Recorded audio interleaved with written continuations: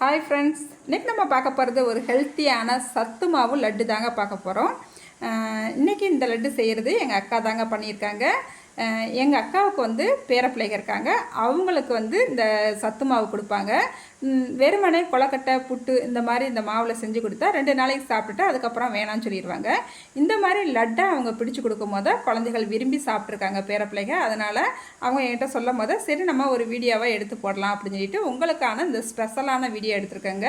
இந்த மாதிரி லட்டு செஞ்சு கொடுக்கும் போது குழந்தைகள்லேருந்து பெரியவங்க வரைக்கும் எல்லாருமே விரும்பி சாப்பிடுவாங்க. இதில் பாதாம், முந்திரி பருப்பு, வேர்க்கடலை, நெய் எல்லாமே சேர்த்து நம்ம பண்ணியிருக்கிறோம். நல்லா ஃப்ளேவருமேவும் செமையாக வருதுங்க. இந்த ஹெல்த்தியான லட்டை எப்படி செய்யலான்னு வாங்க பார்த்துடலாம்.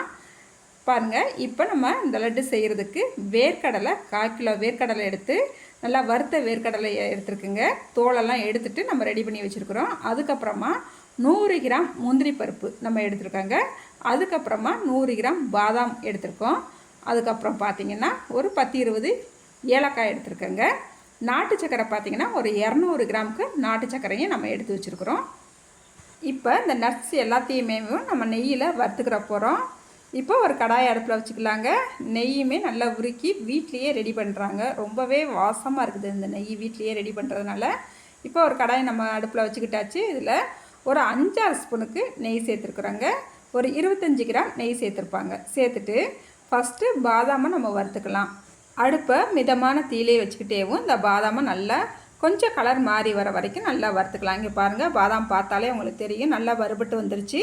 அதுக்கப்புறமா நம்ம முந்திரி பருப்பை இதில் சேர்த்துக்கலாங்க. சேர்த்துட்டு முந்திரி பருப்பை ரொம்ப நேரம் வறுக்க வேண்டாம், 1 செகண்ட் மட்டும் நல்லா வறுத்து விட்டுட்டு அதுக்கப்புறமா நம்ம வேர்க்கடலை சுத்தம் பண்ணி எடுத்து வச்சுருக்கோம் இல்லையா, அதை சேர்த்துக்கலாம். வேர்க்கடலை சேர்த்தா பிறகு மிதமான தீயிலேயும் ஒரு 2 நிமிஷம் வறுத்து எடுத்தால் போதுங்க. அதுக்கப்புறமா நல்லா ஏலக்காவை தட்டிட்டு இதோட சேர்த்துக்கலாம். இப்போ எல்லாத்தையுமே நம்ம வறுத்துக்கிட்டாச்சு, அடுப்பையும் ஆஃப் பண்ணிக்கிட்டாச்சு. இதை ஒரு பாத்திரத்துக்கு மாற்றிட்டு நல்லா ஆற விட்டுடலாம். அதுக்கப்புறமா அதே கடாயிலேயும் ஒரு 2 ஸ்பூனுக்கு மட்டும் நெய் விட்டுக்கிட்டு நம்ம சத்து மாவை இதோட சேர்த்துக்கலாங்க. இன்றைக்கி சத்து மாவு பார்த்திங்கன்னா 1.5 கிலோ சத்து மாவு எடுத்துருக்காங்க. நல்லா சத்து மாவையும் நல்லா கடாயில் சேர்த்துக்கிட்டு மிதமான தீயில் வச்சுக்கிட்டு நெய்யிலேயும் நல்லா வாசனை வர வரைக்கும் ஒரு 4-5 நிமிஷத்துக்கு நல்லா வறுத்துக்கலாங்க. இப்போ நம்ம சத்து மாவை நல்லா நெய்யிலேயே வறுத்து எடுத்துக்கிட்டாச்சு. இதே போல் மீதமாக இருக்கிற மாவுகளையும் வறுத்து இந்த மாதிரி எடுத்துக்கலாம். இப்போ பாருங்கள், நம்ம நட்ஸ் எல்லாம் வறுத்து வச்சுருந்தோம் இல்லையா, அதெல்லாம் நல்லா ஆறிடுச்சுங்க. மிக்சி ஜாருக்கு நம்ம மாற்றிக்கிட்டு இதை நல்லா கொரகொரப்பாக அடித்து எடுத்துக்கலாம். நம்ம மறுபடியும் சத்து மாவோடு சேர்த்து மறுபடியும் அடிக்க போகிறோம். அதெல்லாம் லைட்டாக மட்டும் கொரகொரப்பாக அடித்து எடுத்துக்கிட்டால் போதும். இப்போ நம்ம 1 டைம் அடித்து எடுத்துக்கிட்டாச்சு.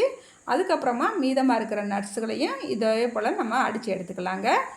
இப்போ நம்மளுக்கு சத்து மாவுமே நல்லா வறுத்து வச்சுருந்தது ஆறிடுச்சுங்க. இதோடு நம்ம மிக்சியில் போட்டு அரைச்சி வச்சுருக்கோம் இல்லையா, பாதாம், முந்திரி பருப்பு இதெல்லாம் அதோட சேர்த்துக்கிட்டு நல்லா ஒரு தடவை கலந்து விட்டுக்கலாங்க.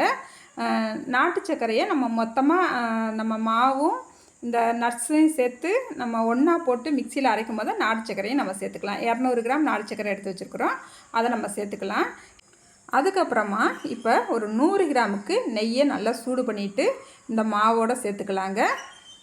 இது வந்து நம்ம தண்ணி எதுவும் சேர்க்க போகிறது கிடையாது. இந்த நெய் ஊற்றுறோம் இல்லையா, இந்த நெய்யோட ஈரப்பசையிலேயே தான் நம்ம லட்டுவாக பிடிச்சி எடுத்துக்கிற போகிறோம்.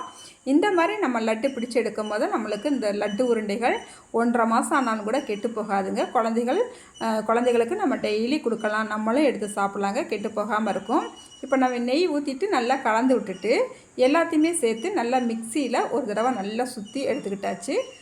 நம்மளுக்கு மொத்தம் 2 கிலோ அளவுக்கு வருதாங்க. அதனால் கொஞ்சம் கொஞ்சமாக நம்ம சேர்த்து ஒவ்வொரு தடவையும் நம்ம அடித்து எடுத்துக்கலாங்க. அதிகமாக சேர்த்துடக்கூடாது, மிக்சி சாரை அடிக்க முடியாதுங்க, சூடாயிரும், ஓவர் சூடாயிரும். அதனால் கொஞ்சம் கொஞ்சமாக சேர்த்து இப்போ நம்ம எல்லாத்தையுமே அடித்து எடுத்துக்கிட்டாச்சு. பாருங்கள், லட்டு பிடிக்கிறதுக்குமேவும் எவ்வளோ ஈஸியாக வருதுன்னு பாருங்கள். அழகாக அப்படியே டக்குன்னு பிடிச்சிடலாங்க. இங்கே பாருங்கள், செம்மையாக இருக்குங்க டேஸ்ட்டு. நிறைய மாவு இருக்கிறதுனால நம்ம நின்றுக்கிட்டே பிடிக்க முடியாதுன்ட்டு இப்போ நம்ம இங்கிட்ட அடுப்படியை விட்டு இங்கிட்ட ஹாலில் எடுத்துகிட்டு வந்துட்டு சரி உட்காந்துக்கிட்டே உருண்டையை பிடிப்போம் அப்படின்னு சொல்லிட்டு எங்கள் அக்கா உருண்டை பிடிச்சாங்க. நிறையா இருக்கிறதுனால சரி நீயும் சேர்ந்து பிடி, சீக்கிரமாக பிடிச்சிடலாம் அப்படின்னு சொன்னாங்க. சரி அப்படின்னு சொல்லிட்டு அதுக்கப்புறமா ஒரு 4-5 உருண்டை அவங்க பிடிச்சிட்டு அதை வீடியோவுக்கு காட்டி விட்டுட்டு நாங்கள் 2 பேரும் சேர்ந்து லட்டு பிடிச்சோங்க. பாருங்கள், நம்மளுக்கு லட்டு சூப்பராக ரெடி ஆயிடுச்சுங்க. எப்படியும் ஒரு 120 லட்டு இருக்குங்க. செம்ம டேஸ்ட்டாக வந்துடுச்சு. நெய் வாசத்தோட அந்த முந்திரி, பாதாம், வேர்க்கடலை இதெல்லாம் வறுத்துட்டு நெய்யில் வறுத்துட்டே சேர்த்துருக்கோமா, ரொம்பவே டேஸ்ட்டாக இருக்குங்க. இந்த மாதிரி நிறையா தான் செய்யணும்னு இல்லைங்க.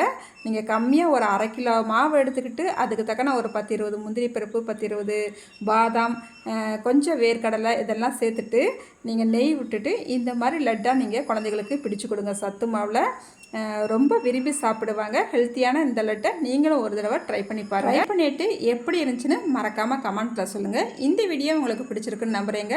அடுத்து ஒரு ஹெல்த்தியான ரெசிபியோட உங்களை சந்திக்கிறேங்க. பாய்.